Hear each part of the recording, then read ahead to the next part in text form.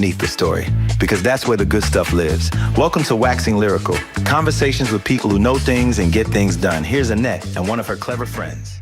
Ta-da! Here we are. Oh my God, I'm so proud of myself. I worked all of that out myself. My clever friend today is the amazing Sally Foley-Lewis, who I've known for, I feel like forever, back when we were way younger.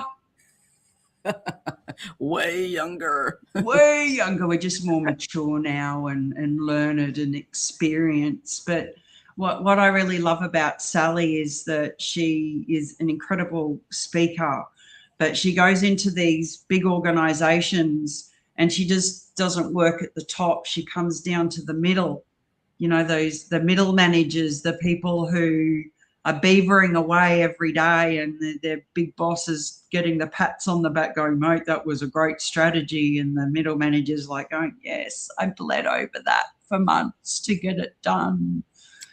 Yes, that's it. What led you to that middle, the meat and the sandwich? Because it's not a place where most people think of going on doing some work.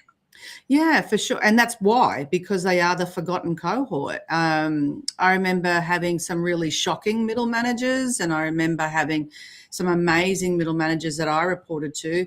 And then as I moved through the ranks in my various roles, I was a middle manager and then started to realize just how tough it was. And then promoted into the role of a CEO in one particular organization where then I had to lead middle managers. And so I got to see the middle from all angles. And then it wasn't until I left and moved into learning and development, moved into facilitation and training, where I got to meet some middle managers, and it just seemed to just click into place where I just thought, these guys are perfectly positioned in the organization. They get to inspire down, collaborate across, and influence up. And I could prattle on with this for hours, and I do. But to me, this is where the rubber hits the road for the organisation, because they are the translators and they are the conduit. And I've got a million other metaphors I can give you. So have I demonstrated how much I love working with people in mid-level leadership? Just like a little. I just think a little bit. And I think what was that moment where it dropped for you, that you went, this is the space that I want to work in? Was it like putting on a comfy pair of shoes and going, oh, this is the path I'm meant to walk? It was I get where you're coming from that putting on a comfy pair of shoes, but I had more excitement and tingles about it. And I was actually working for a corporate training organization in the Middle East at the time, and I was constantly being the trainer that they would pick to come in to do supervisory skills, manager to leader skills, coaching skills for managers. So I was always being put in front of the middle cohort. And I just had so much fun, because it was a group who hadn't been in leadership all that long, that things became habitual and embedded. So bad habits could be undone. Senior leaders. And so I just enjoyed working with that cohort. And so that's been evolving ever since. And I do work with senior leaders from the perspective of how to engage the middle, and how the senior can stay out of the weeds by the way in which they engage, retain, and develop their middle. But that's where it just lit me up when it sort of that light bulb moment came on, went, I want to hang out with these folks. Yeah, these are maybe not a comfy pair of shoes, but how about a nice pair of sparkly high heels that are comfortable but look fabulous on? For sure. But your metaphor is the person who's not put shoes on for God knows how long. But I get where you're coming from. The fit was there for sure. And what I find really fascinating, particularly probably in the last 5 to 10 years, there's, I remember the Queensland government saying, we're going to open up tendering so that small businesses are able to competitively tender for these big government contracts. You're working with some really big, profitable, well-known businesses, Mm. and they're bringing in this, not outsider, this ring in from, down the road, but they're recognizing that they need that external insight that's not coming from the same structure as which got them into the pickle that they're in. I think some organizations get it and some struggle to get it because there's a long held belief, and that belief gets constantly reinforced by the behaviors that exist because the culture is creating that self-perpetuating behavior of, we can do this internally. We have a tradition of being a family-owned company that's grown up, and so we'd like to keep it in the family. So there's those sorts of concepts that happen. And while they don't neglect the development, they don't necessarily neglect the leadership development or the professional skills development, to your point, when there's an outside perspective coming in, it certainly does allow for a different opportunity to look at what you're doing and how you're doing it and what impact it has. I one of the biggest things, to your point, is that when someone's new in an organization, they're the ones that can see the culture better than anyone else can. It doesn't take very long for people to start to be melded into the existing culture. And so that's where an outsider does actually provide that opportunity. And as long as they do that respectfully, of course, then there's great opportunity for growth and really capturing opportunities that may get missed because it stays within and the looking is within rather than allowing an external view or an external challenge. Yeah, you make me think of that, that story of, you sorry, frog, you stick a frog in a pot of cold water and you slowly turn up the heat and it doesn't know that it's being cooked. And I imagine that there's a lot of organizations, as you said, that started as a family business or grew and mature and got bigger and don't realize that they're turning up the heat. But then another one, what's the definition of insanity? Doing the same thing over and over again until you're banging your head. And then I thought, it's like walking into a room where a husband and wife have had an argument and they're pretending everything's okay. And you can just feel, have you walked into organizations where you've gone, oh my God, I'm going to need to be inoculated and have a shower after I leave here? I have not necessarily walked. I've walked into the first day of a middle manager program, and the people and culture leader just pulled me aside and said, look, I just want to let you know. And there was a major announcement happened the day before, and it have impacted the entire group that I was about to work with, that it derailed. It absolutely derailed the program. And so, I've got enough runs on the board to actually slightly shift the direction of the conversation for the morning, because I actually said, I know what's happened. Do you want to spend, I'll give you 2 hours only, but would you like to debrief and strategize?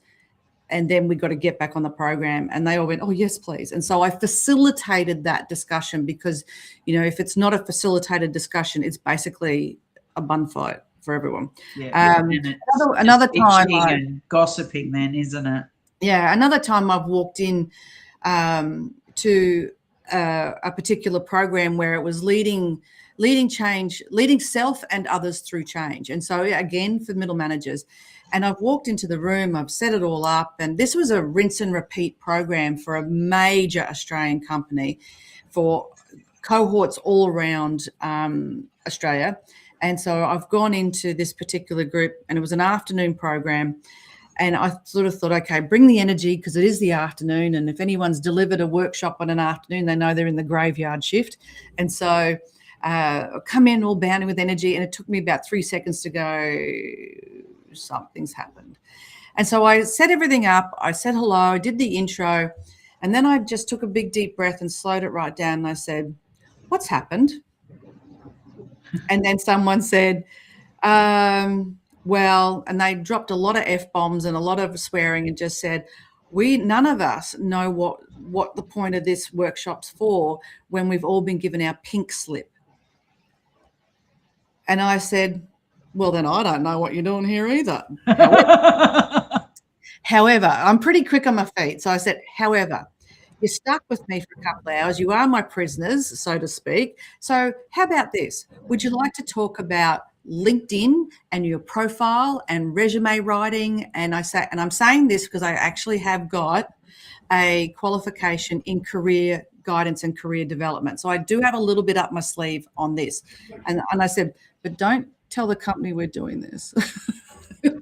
And they just said, do you mind? And I'm like, no, let's get into it. Let's just do that, because obviously this content that I'm supposed to deliver is not going to work for you. Why don't we get into something that's going to be of value and of help for you? And as soon as that was over and I got back in my car, I actually rang the contracting, the bodies, and said, I need you to know this is what happened and this is what I did. And so if you want to report that back to the client, go for it. But I need you to know this is what's kind of gone on. And so I did find out that the client was actually not that upset that I did that. But I didn't deliver what I was supposed to deliver.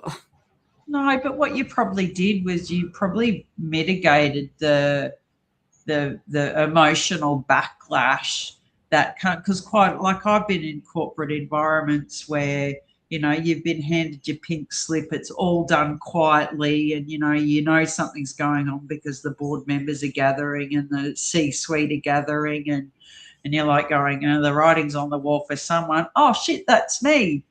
And this is a problem that I always find in corporate structures, is everything is so closely guarded that I would imagine that your approach and the way that you dealt with was mind-blowingly refreshing for the people in that room. And maybe you let the client off the hook because you just did a whole lot of EAP in the hours that you were there that they didn't have to fork out for. But they still pay. Don't worry about that. But yeah, I get what you're saying. Look, I feel as though I served the people that were in the room, but at the same time, it challenged me because I was not delivering on a contract that I agreed. Yet I'm still serving. So, I did grapple with that, which is why by the time I'd finished the couple of hours, I instantly rang to say, this is what I've done.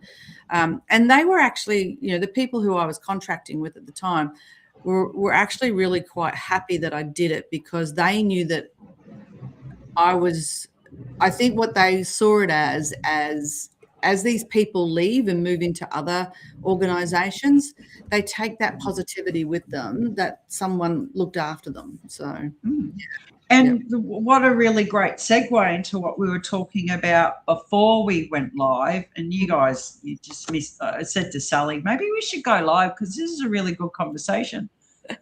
I have to say, I live in a very small little alley in Bali, and they're building villas down the back.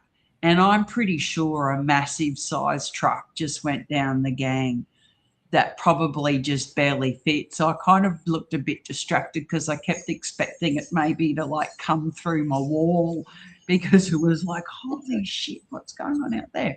Anyway, that's a whole other, I could do a whole gang series.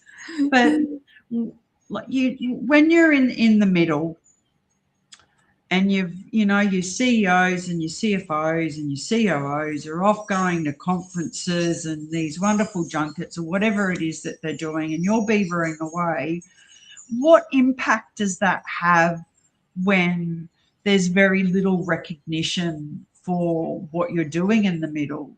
Because, a lot of corporate structures, this, employee of the month, and you sit there and you roll your eyes and you go, oh, yeah, yay, thank you, a gift basket, thanks.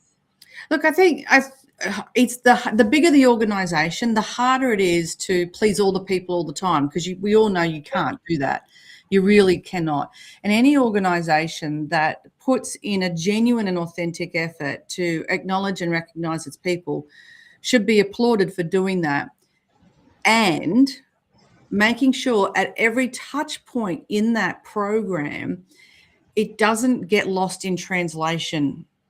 And sometimes I hear, I've heard around these recognition programs and acknowledgement programs that are internal inside organizations. Another, butt kissing exercise, or who cares? It doesn't mean anything. The senior leaders don't care. And so those sorts of messages come through, and I wouldn't want an investment that an organization has made to get lost in translation. I would like them to think of, or the team to be thinking of it at every point along the way. How do we make sure this doesn't get just another, senior initiative kind of film put over the top of it? As well as, interestingly, I was presenting in the Philippines not so long ago, where I had two cohorts in the room. I had the founders of businesses, and then I also had their middle managers. And I was addressing mainly the founders in the first half, and then the middle managers in the second half. And during the break after that first half, a couple of the founders came up to me and said, I feel so guilty. My middle manager is so good that I kind of then ignore them because they just get on and do the job. Because they do so well, because they actually are achieving everything I expect them to achieve, because the runs are on the board, then I don't stop and think, well, how are they? And thank you. And is there anything you need? And so it's kind of a compliment in some ways, but at the same time, okay, time to stop and actually ask and check in and think. So I get it, and it wasn't meant to be a guilt trip, but it was just one of those lovely come to realization moments for these founders to say, oh my gosh, I've been ignoring my middle managers because they're actually brilliant. And how good's that you're so good that, you for some people that might be great. Looks like I can just get on and do my thing. Yes. But, if there's anything about the psychology of being a human being, is that, we want to know that we matter, and we want to know that we're having an impact at whatever level of life that we're in, whether you're, a kid in primary school who's done really well on their spelling test, or you're, the executive director of marketing and you've just closed a big deal, but no one says thank you. And you're like going, well, why do I bother? I do a good job. So, yeah, that must have been really enlightening, because I actually just went, I do that. Like I'm not a micromanager, but then I'm so far on the other end. It's like I'm not even managing at all. It's just like, off you go, pilot that ship by yourself. If you fuck up, let me know. We'll clean it up. I do say thank you, though. I do. Yes. Yeah, I know that's something you do. I've seen you do that. But I guess it was, and there's probably an annual birthday present and an annual Christmas or something, but it's actually that I see you. I see you. I see what you're doing, and I appreciate you. And then, which is one side of it. But the other side of it is also, is there anything you need that would make what you're already doing just that bit easier? Because the reality is your mid-level leaders are the ones who can actually tell you what is working, what isn't working. And they may suggest an investment in something, but it's not because of anything other than let's amplify the productivity. Let's make more money in a more productive, or let's hit our metrics in a more productive and cost-effective way. So, yeah. You just like, gosh, I can't talk. I've lost the power of speech. Good thing I'm a writer and I don't need to talk. But, I've just finished writing a series of awards for a very large organisation in the Northern Hemisphere, like massive. 17,000 employees they look after. And I got a message from my contact there the other day who said, our head of department would like to have a meeting with you to say thank you. And I've gone, oh, he doesn't need to do that. Like, he's managing 17,000 people. He doesn't need to. No, he really wants to talk to you. So I had a meeting with him yesterday for 45 minutes. We talked about Australian politics, and we talked about what's going on in Saudi Arabia, and we talked about stuff, and he must have said 2 or 3 times, I want to tell you how grateful and how thankful and how excited we are that the work that you've done, and our team is excited, and blah, blah, blah, blah. And then he said, and we'd like to keep working with you. And I was like, that would be really lovely. But it meant so much to me that he was this person who has a lot of responsibilities. Like, he only has one person above him, which is the CEO. And he gave me his time, and he said, thank you to me, not just an email, but so I hear what you're saying, but always when you say, you're talking about, how do we recognize and thank and show our middle managers, how much they mean to us, and that we appreciate what they do, and then we recognize the hard work. I always go back to the 5 Love Languages book, because for me, you could give me, I don't know, you could give me half a day off, and I go, yeah, or a present. Like, I can go buy myself a present. Like, I don't need you to buy me a present. But if you said to me, what would you like the most? I would like you to stand up in front of everybody and tell them how awesome I am, because my love language is words of affirmation.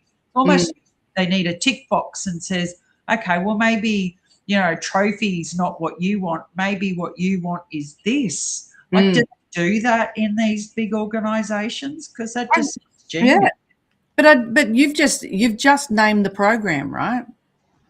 Pick up the book, The Love Languages, and then create 5 categories of ways in which your staff could be acknowledged. It's actually, I don't see that as being overly complicated. And wouldn't it be an interesting, now here you go, here's something you and I could probably do. Here's an interesting proposition, right? Someone inside people and culture, or any department, it doesn't need to be a whole organization thing either. And to be honest with you, I'd highly recommend doing it as a small team to start with, because if it doesn't work, no one has to know.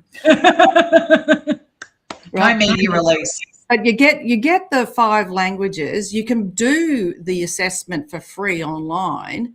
All right. So the staff do the assessment, then they can go into your back end of your system that you've created. They can say, this is the preferential order. So it doesn't mean you only pick one. You could get people to put it in their 1 to 5 priority order of their love languages, and then build a range of options that can come out of each of those 5 love languages. And there is love languages for work, by the way. So there you go. So I think it's doable, and I would actually, and this has come back similar to this. There was a middle manager who could feel the team coming apart. Everyone was just busy, and there were things that were being dropped, and there were assumptions being made, and work was getting skipped and missed because I thought you knew that you knew that I knew that I knew that you didn't. No one knew anything. And so this leader pulled everyone in on a Friday morning and said, right, what's happening? Now, we used to call those whips, or, whatever it is, toolbox days, or, everyone's got an acronym and a funny name for it, but really it was just check-in. And so, but it was more than just, I'm working on this and this and this and this. It was actually, I'm working on this and I'm struggling with this. And I'm working on this and I had a real big win on that. And so I want to share what I did in case it works for anyone else. And it got a layer deeper. And it actually then, the team themselves actually started to understand what was going on for everyone else, and the team understand what was going on for the person, as well as a contribution people could listen to what was happening for someone else, and if they put forward a challenge, then someone could say, well, I can help you with that, or have you tried this? And what that happened was that team ended out, their productivity went up, their next two of three, I think it was, next two, sorry, staff pulse checks, staff surveys, staff satisfaction surveys, their scores were elevated compared to everyone else that started to be noticed. And so someone asked our leader, what's happening? And so she told them what was happening, and they started to do it everywhere else. So definitely starting small is the way to go, and call it a pilot, because if you call it a pilot and it fails, then it was a pilot. Yeah, it's kind of like, well, we were hedging our bets. It could have worked, it may not have worked, but just testing it. We gave it a crack, mate. We gave it a try. Yeah, I like that, because I can remember whips when I worked in corporate, and I dread them because it was really just me going, I did this. When you were saying that, I actually had a vision of my report that I would give my executive manager, and it'd be like, and I remember saying to him once, I said, like, there's only 4 things on here that I've done this week, and it looks like I've not done much, but and he'd go, we don't have time to talk about that. And it's like, yeah, but I want to tell you about this bit, which I actually did a lot. And this is what went well. And I'd always get, no, we've only got 10 minutes. And I was like, all right, okay then. Which is not okay when a lot of the work that a lot of people do is relying on or waiting for an input to come to them, and then input from other things in order for them to do their work. And sometimes they're being held up. A lot of times there's bottlenecks or there's stalls. And so, to me, I agree with you. I hated my whips because I sat there going, well, I didn't get anywhere because I'm still waiting on stuff. I'm still waiting. Well, what are you doing about it? Well, I'm looking at the person I'm waiting for. You, dude. Oh, I get that with awards, and I'm sure that people think I'm incredibly unorganized, but I'm really organized. I've got a system, I've got a process, timeline, everything. But you know who I'm waiting for? I'm waiting on that person to send me their financials, because I can't finish that, and because I can't finish that, and then they get it to me at the last minute. So that, like, we were going to do this conversation, I had to go, I can't talk to you because the person has just given me this, and now, that's a really big thing, whether you're in big business or small business or whatever it is that if you were so absorbed in what you're doing that you forget that there's an ecosystem of human beings and processes around you, then you're the selfish motherfucker. I don't think we can put that on a brochure. No, I don't think we can put that on a brochure. But to your point, I think it's what that leader did that was different was this is not a tick and flick of what you've done. This is actually what is sticking and what is winning, and let us as a team discuss and support and help. And so the framing of it was really important. And that comes back to people then feeling as though they've been seen. And that's that recognition and acknowledgement piece. So, yeah. I think that, to me, the biggest gap always seems to be the reticence to communicate openly and honestly because of fear of judgment and criticism. And protecting patches, and I'm sure that you see that all the time. Well, if I share that with Sally, then she's going to want to, and we just assume that we know things when, as you just said, you have that open discussion as like, oh, because you said something just before, maybe that's something in my brain went off onto, oh, okay, well, there could be something here about employee award recognition programs that we could create something for, but I was listening. But when we share, and I guess it's the same as human beings, as we look at all of this complete and utter lollipop fluff that I see on social media these days. Everyone's going, we've got to be visible. So they're all copying each other, and it's the same old, same old. But when you stand out there and you go, you know what? I entered an award and I didn't win.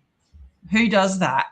But here's what I learned about not winning is that I actually learned that it wasn't the trophy that was important to me. It was this or, whatever that is, because it's the mistakes and the challenges and the obstacles that we face, I think, which we actually learn more from. That team sound like it learned a whole lot more than just sitting there going, yay, everybody for a job well done. Yeah. And it was interesting because some of the things that the leader was sharing with me was that they could pick up that they were lacking resources, that critical resources in one small area that they could actually approve instantly, and they didn't know.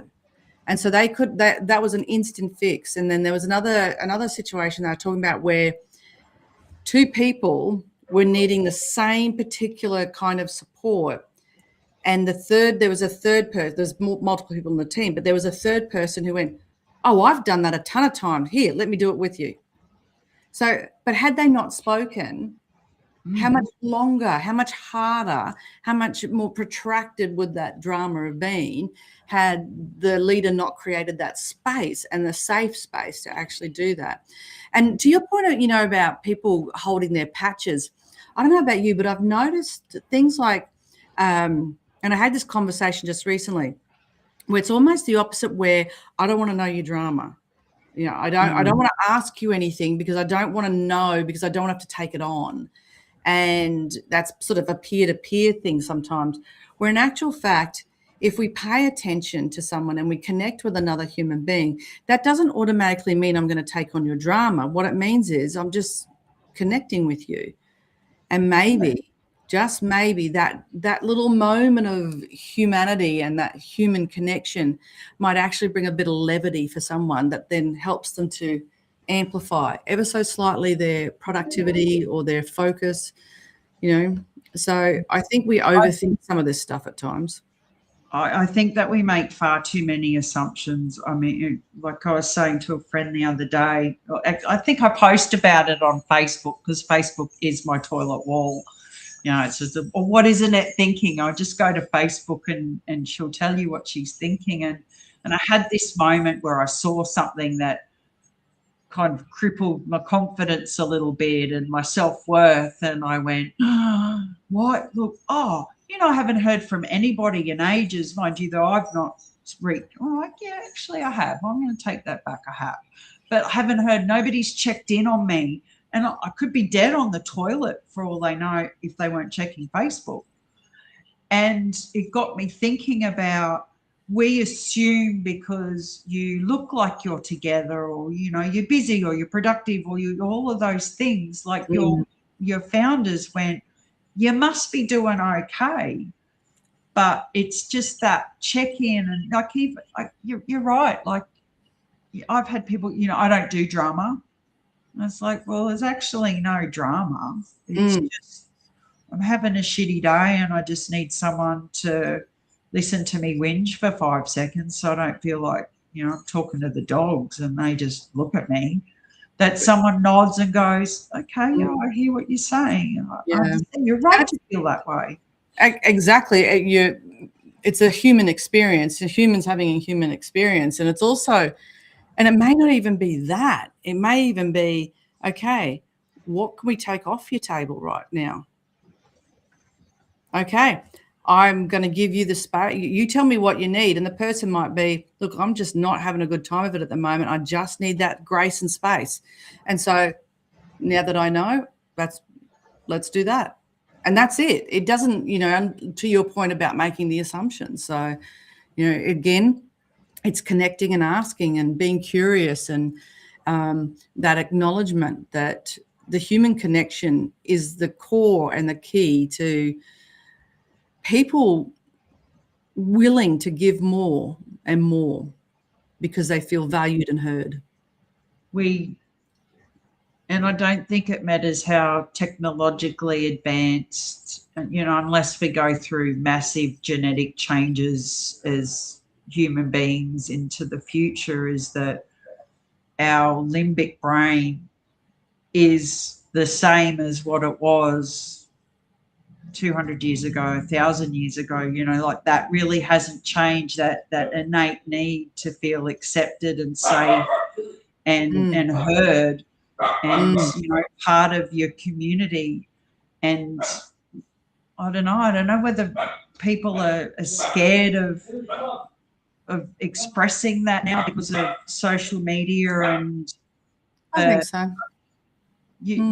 Like this guy yesterday, I saw someone's post and they went, if you're using AI in your artwork, I have used AI in my artwork for Waxing Lyrical. Thank you very much. I think it looks pretty cool.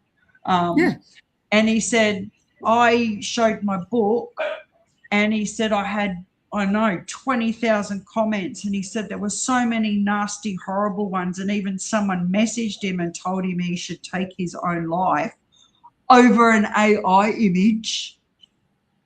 And I'm like going, how have we become these people that we cannot express ourselves with absolutism and polarizing each other instead of going, you just said blah, blah, blah. You know what? I don't agree with that. But that doesn't mean I'm going to, that's you're dead to me. It's almost like we go now, you like this, you're dead to me because I don't. It's binary, isn't it? It's a 0 or a 1 by the sounds of it, where in actual fact, and that I think is because people have hidden behind the facade of a social media platform.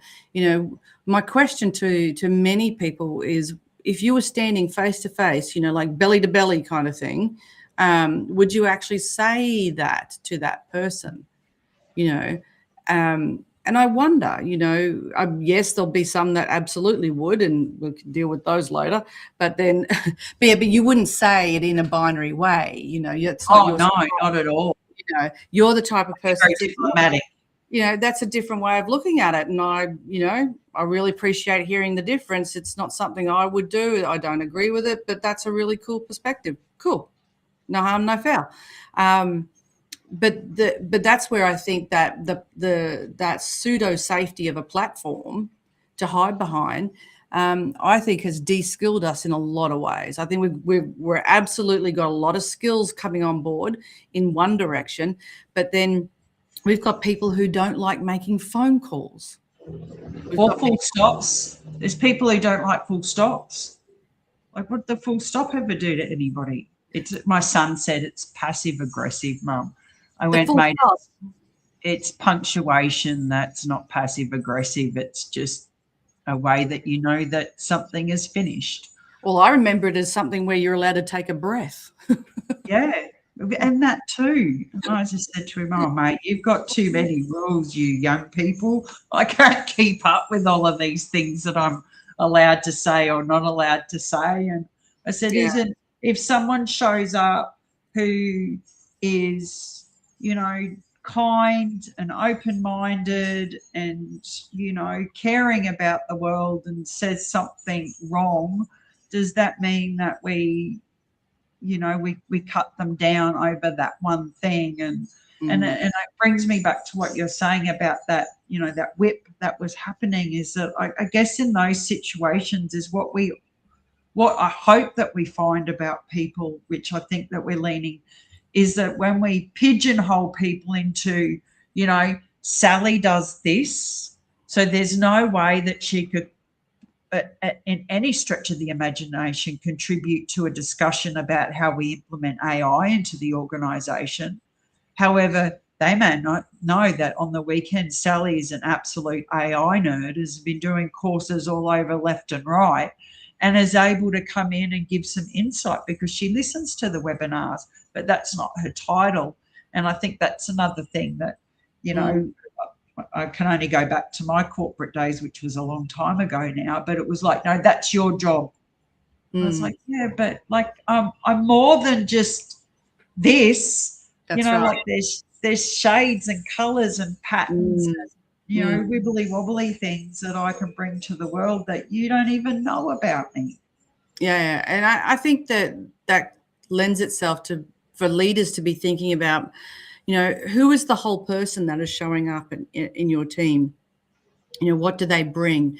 And excuse me, you are watching a group recently who there's one particular person, it's because you've just reminded me of this one situation. She is really creative and loves drawing and doodling, and that doesn't show up in her work, but in the exercise that I was asking this team to do, she was all over it, and the creativity that came out, and therefore the appreciation and the awareness that the rest of the team therefore had around the creativity that this person brought was phenomenal. And I found out a couple of weeks later, it was a couple of weeks afterwards, and I was touching base with their leader, and they said, how this person was doing all this artwork, blah, blah, blah, blah, blah, in the workshop. And I said, yeah, what's happened? And they said, well, she's now got a project doing this, this, and this, tapping into that creativity, and she's actually teaching the rest of the team creativity in their work. So to your point, right, allowing that whole person to bring their whole self to work. Yeah, it just adds so much value and flavour, pardon me, to the dynamics of not just your role, but also what everybody benefits from around you. And maybe we need to Sally and Annette to rule the world. I think we'd make it a good place, but we'll put someone we'll put someone really good in middle management to do all the work. So we can swan off on our sparkly shoes that look like sand shoes but are really comfortable. Oh, Sally, I could keep talking to you forever. It just you get my brain thinking whenever I talk to you, whenever I hear you, because you just have this wonderful, refreshing and open-minded way of looking at the way we interact with each other, and the way that we can make work a better place because we spend most of our time there. So on behalf of all the middle managers and the meat and the sandwich, how do vegans feel about that when you say meat in the sandwich? The falafel in the sandwich? Well, I do. I call it protein as opposed to meat. So okay, meat-like product. The meat-like product in the middle. That makes it sound horrible, but I do have in my keynote. I actually say, now, if your protein is a soy-infused tofu patty, then you go for it. But it's protein. It's protein actually represents protein is good for you. That's right. Thank you so much, my clever friend. Thank you. I have really enjoyed our conversation, and that has been Sally Foley-Lewis. Go and look her up on LinkedIn, Google her, because she shows up all over that place. She is an awesome human being and has written lots of books that I think if you read, you would just like your brain and go. So until next time, everybody, I'm Annette. This is Waxing Lyrical.